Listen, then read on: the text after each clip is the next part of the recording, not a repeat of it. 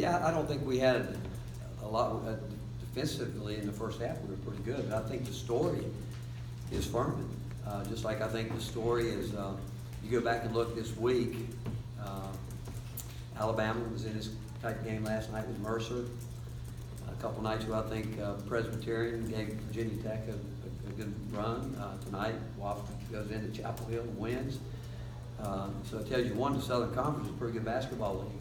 And tonight, with this team, you know, they're an experienced team, a lot of seniors. I thought that they knew exactly how they wanted to play, and in some ways controlled. You know, we were trying to.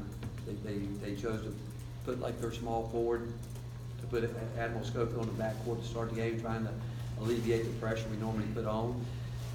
I thought we got, in the first half, we played well enough defensively, but offensively we were not very good. And I think you got to give them credit. They were getting a lot of guys back in transition to take that away from us. And but we weren't fighting for our position, our spacing on the court. We weren't really running at all. And the second half, because they were putting so many guys back, I think our guys got a little lax, and the guys run by for a couple of offensive rebounds. But Furman's a good basketball team, and we didn't play. I don't want to take anything away from them because I thought they played a really good basketball game. And but we found a way at the end, and you got to do that sometimes when you're not playing your best. And but again, this game, the Mercer game, the Lipscomb game, we purposely try to schedule those games against teams that we think are going to win their leagues. And when we looked at the schedule, we thought this game would be this way because we knew an experienced team would be 10 games in.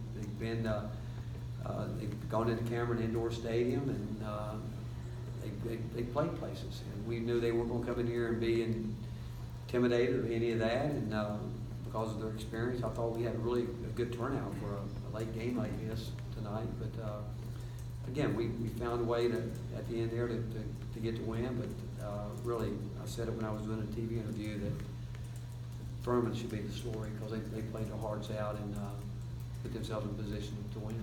Grant, is Jordan Bowden a guy that you have to kind of almost force him to take more shots? Yeah, he does. And you know what? Tonight, late, I thought he really started driving the ball. One thing we know tonight that for certain is that Knoxville, Tennessee's got some pretty good basketball players. We know that because the two guys on the floor that played the best were both from Knoxville, Tennessee.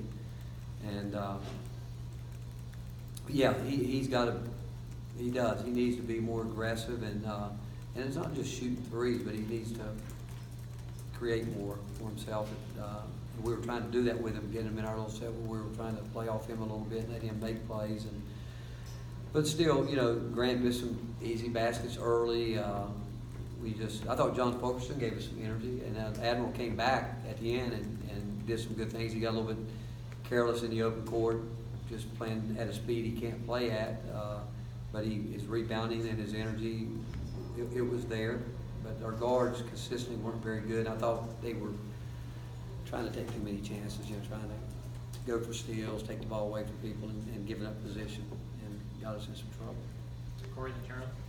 Coach, you said on following Sunday's loss that you weren't going to let one loss define you. How do you feel your team responded in crunch time this time around compared to Sunday? Again, I think we did. Again, when we had to make some plays defensively, we did, and the same thing with Grant came down and we put it in his hand at the foul line, and that was a big play, obviously. And but again, they did, and in our whole thing, even before the game tonight, I said to him, we've talked enough about we need to do this, we need to do that. It won't happen until you guys truly start holding your own selves accountable, being more communicative on the floor, talking to each other, helping each other through. And tonight I thought we looked like we looked lethargic because I've seen us certainly play. I mean, you think about it, how many turnovers? We turned them over 13 times. I think North Carolina turned it over 16 times. And so again,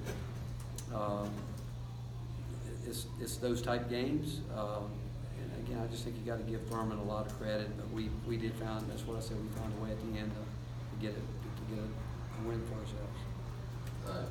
Coach, Kyle Alexander started, ended up only playing 11 minutes. Kind of had a similar thing happen against North Carolina too. What's happening there?